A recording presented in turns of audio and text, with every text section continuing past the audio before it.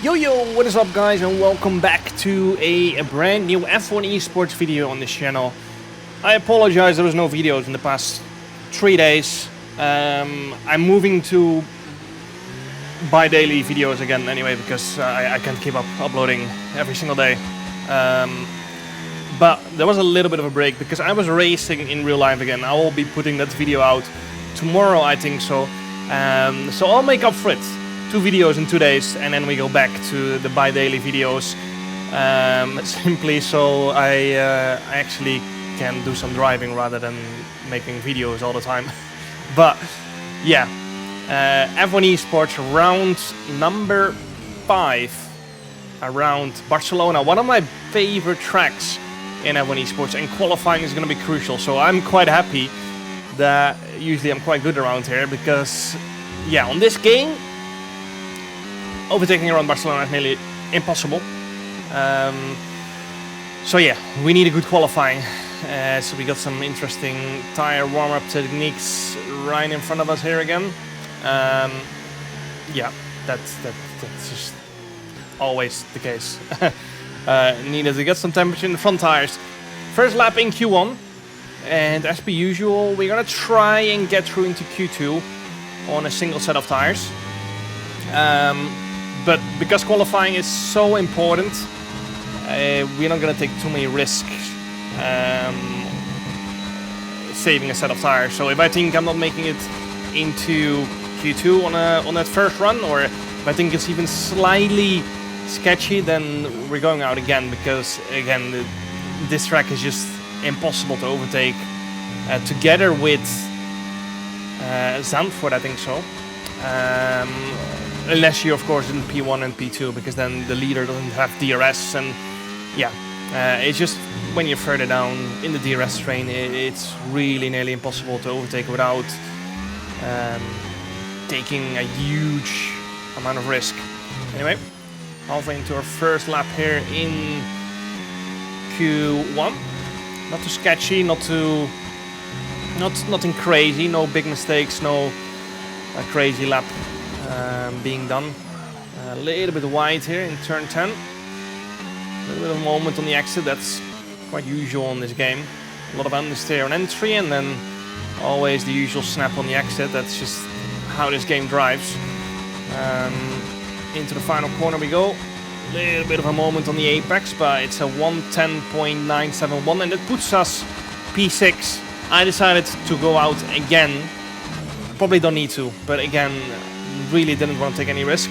Through turn 1 we go, and it instantly 4, maybe 500s up as we head through turn 3. Into sector 2 we go, and we are 600s up on Joni Tourmaline P4.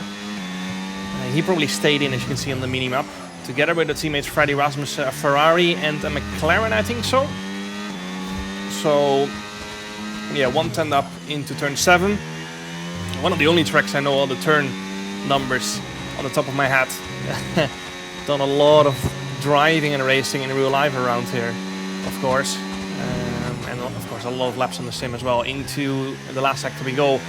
Purple middle sector, 1.5 cents up. Into turn number 12 we go. And then flat out up to the finish, and this is easily going to be through. I decided to finish the lap, even though we're through already anyway. We had actually more than enough margin to stay in, but we finished the lap, and it is going to be P1. Right ahead of Otis Lawrence there in the end. So the pace quite clearly is there. P1 by 700ths of a second. Quite a lot on this track. You will see that in the coming qualifying sessions, that the gaps are small around here. This is our used tire run at the start of Q2. Used tires are not too bad around here, due to the fact we're using the harder compounds available on this track. Again, purple middle sector on our first run, first new tire run in Q2. 1.6 times up. And yeah, we're actually in P12, P13.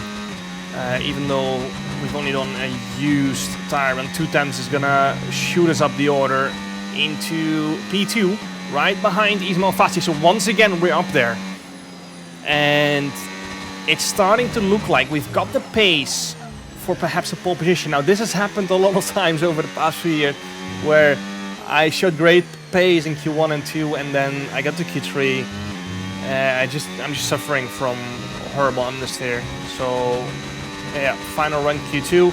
Decided to go out again. Q2 really competitive usually across the line, and we put it in P2. Took that final corner really cautiously. Just want to finish the lap there. P2 it is, and yeah, you can see the margin is incredibly close. P1 to P10 within a tenth. P1 to P14 or P13 within 1.1 tenths. So the gaps are so small. Thomas Ronner, Tom Manley, Jan Halliday, John Evans, and Jake Benham out in Q2 there. We make it through, but we only have one set of tires in Q3. So it's all going to come down to that last lap. And that last lap is going to be crucial. This is used tires here at the start of Q3. And again, not too bad, the used tires around here. P6 it is. Which, not too bad. We're on the used tires, of course. So, yeah, anyway, it's going to come down to this last lap. And we're one of the first to start our lap, together with the teammate Freddie Rasmussen. And I think that was just because I didn't want to be stuck in traffic on that warm-up lap. Quite a short lap. But here it is then. This is the lap. Can we finally get pole position again? For the first time since Monza 2021, 5 years ago, since our last pole position. Into turn number 4 we go with 300s up, and that's just what we need. We need to keep gaining a little bit of time everywhere if we want to fight for pole position. 1.3 tenths up as we head into turn 5. Missed the apex a little bit too late on throttle perhaps, but still 1.2 tenths up. Into turn number 7 we go. This is such a hard corner to get right. Rear always gets loose there on the F1 game. Through turn 9, easily flat out. Make sure to clip the apex for some extra rotation and gain an extra few thousandths of a second. Turn 10, braking at around 75 meters, flick the wheel in, and we're purple in the middle sector. Little bit of a moment on the exit out of turn 10. Into turn 12 we go. And 2.3 tenths up. Now it's flat out to the line. 2.5 tenths up. Is it gonna be enough for provisional pole position? We missed the apex there a little bit. Up to the line we go, and we jump up to P1 ahead of our teammate Freddie Rasmussen, but there's still 8 other cars to finish the lap. 7 other cars actually. Otis Lawrence unfortunately beats us by 1.9 hundredths of a second. We keep P2 for now, but you can see how close it is. Teammate Freddie Rasmussen down to P5 there, as Joni Tomala is the last one to cross the line, and unfortunately we do not get pole position for the first time in 5 years. And P2 it is. And finally back on the front row at least. I don't even remember the last time that was the case. So, P2, and this is just what we needed. I mean, P1, of course, it would have been nice to get a pole position point, but at this track, it's so crucial to qualify well. It's probably the second hardest track to overtake on the F1 Esports calendar, so yeah. Shame we missed out on pole, but crucial, good qualifying session. And crucially, we're also going to try and go for our 3rd win in a row. We are on a 2-win streak after Jeddah and Bahrain, having the championship lead as well. So, crucial one. This is not going to be easy. We're going to start on the medium hards, because overtaking I felt like was going to be too hard on the hard medium. But we've got Otis ahead of us and Josh Ido, his teammate, right behind us. Of course, they're going to try and work together to try and get a 1-2. We're going to try and stop them and try and win this race, because that's crucial in this championship, that we keep extending the point gap by little bits every single time. Actually, Josh right behind us on the soft side. That means he's going to have a great run into turn 1. It's a super long run into turn 1. And we have to be aggressive here, because Josh on the softs behind. We're going to brake late. Otis brakes even later. And actually that helped us a little bit there. We can park it a little bit on the apex there. Just a little bit of an incident behind us. I think our teammate Freddie Rasmussen got some front wing damage there. So this race is crucial now.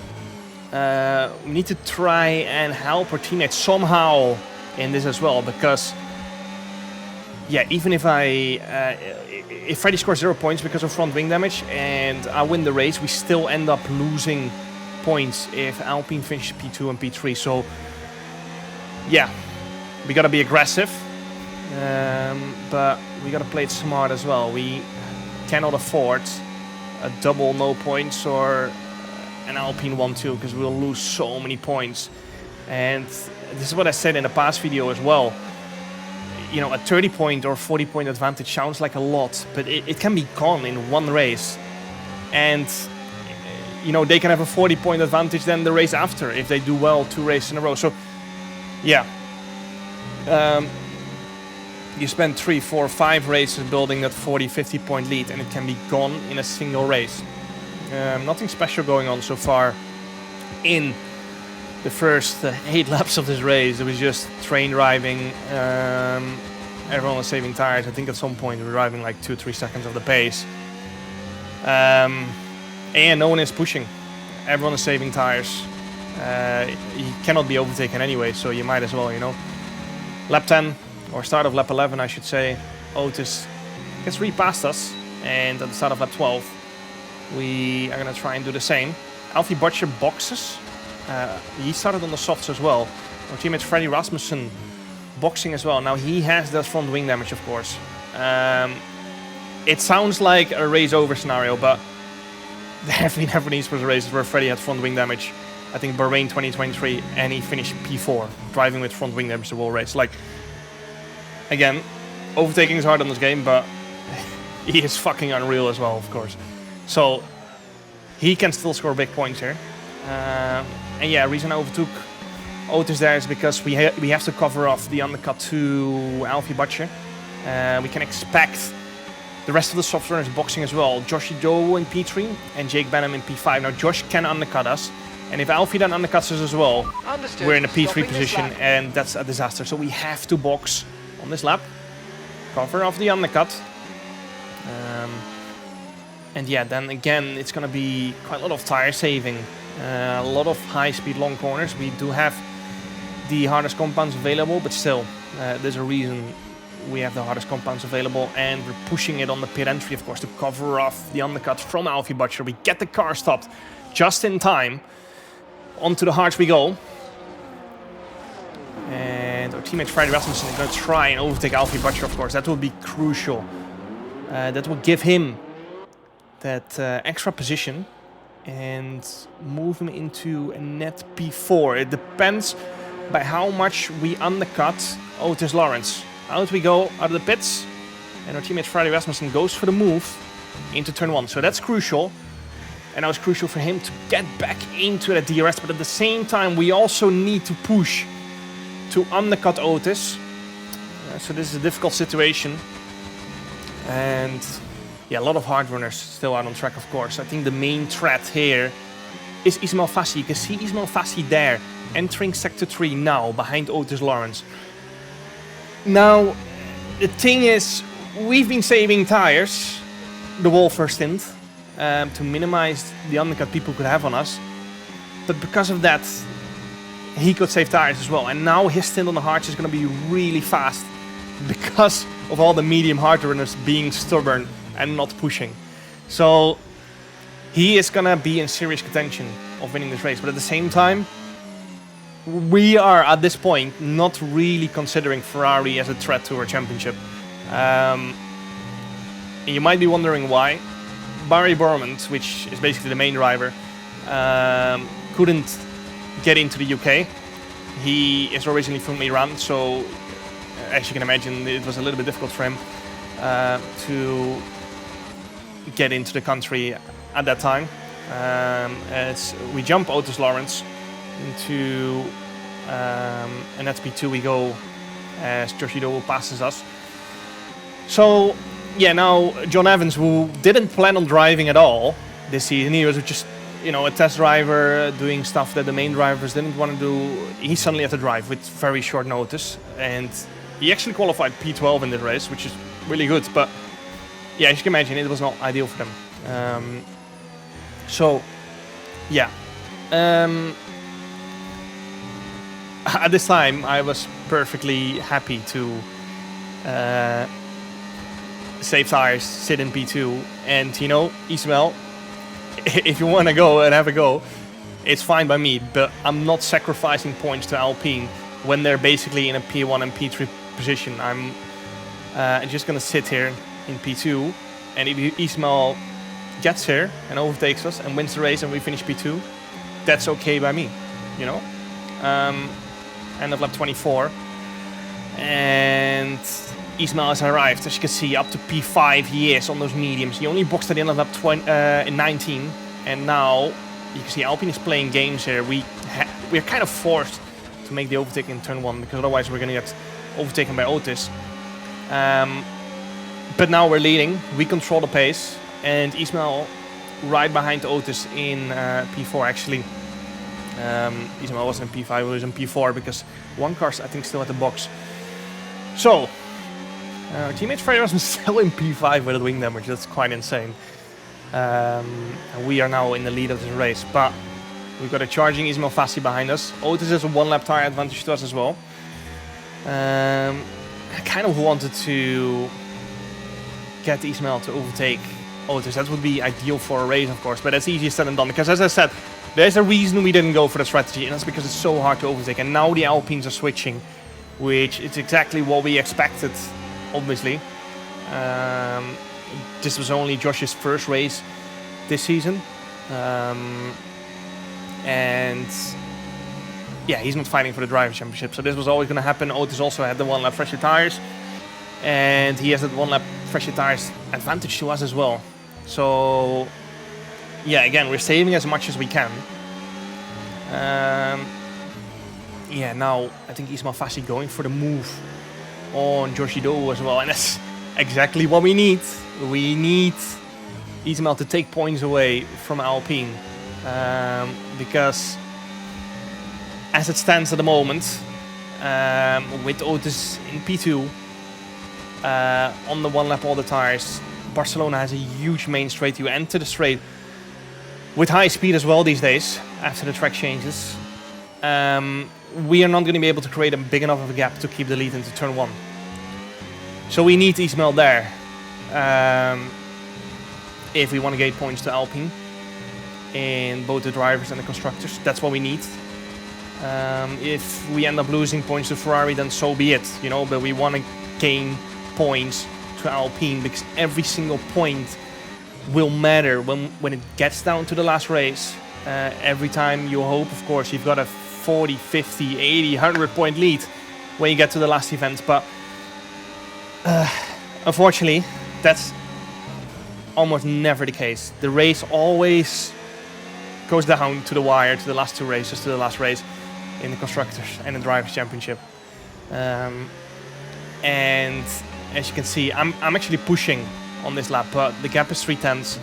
We probably need a 7/10 gap going into the final corner to keep the lead into turn 1. And yeah, we're willing to do whatever it takes in order to not lose points, because we need it. We need every point in the championship. We're going to lose big time to Alpine if we finish P2 in this race and Otis wins it. And that's why we're going to let him go and play games. We're off the racing line, slowing down. Otis is on the racing line. You can see there's contact between Ismail and Otis, and we actually made a mistake into the final corner there. So Ismail gets past. You can see he has wing damage from that contact, and we have played the game, but we might have not played it right. Into turn 1, we go down the inside, and there's huge contact. We lose half our front wing. We're trying to get the car going again straight away into turn 1 or into turn 3. We got a leap overtake, but obviously that's not gonna count. That's gonna go away. We got to focus again and regain this race somehow. Our tires are completely gone. Jake actually got hit there due to a lag bubble, losing us another position. We got Otis on our outside here. We're locking the rears, and Thomas Ronner now right behind us on fresh mediums. We just need to try and survive these next few corners. Jake Benham has a penalty as well from the stewards in this race. So if we keep P7, we get P6. And now we just need to try and stay ahead of Thomas Ronner. Jake Benham has front wing damage as well. Alfie Butcher's off the road in turn 10, wing damage as well. Half the grid got wing damage in turn 1. I think half of the grid has wing damage at this point. And now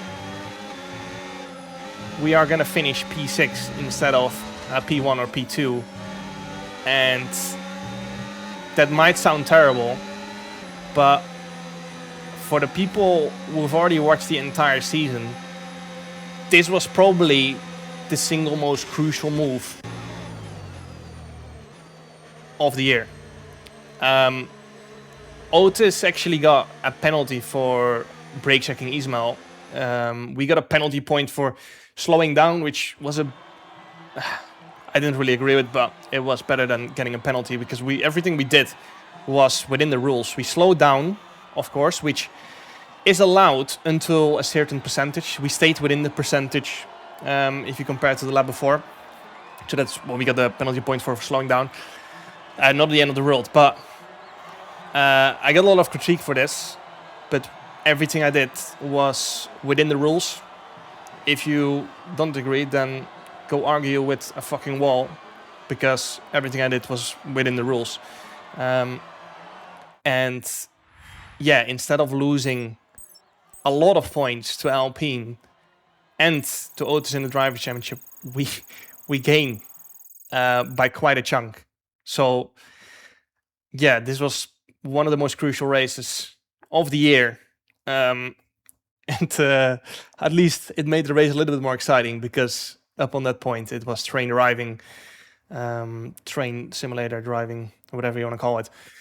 So I hope you guys enjoyed this chaotic last 2 laps of F1 Esports around Barcelona. Make sure to like and subscribe, and see you guys next time. Ciao.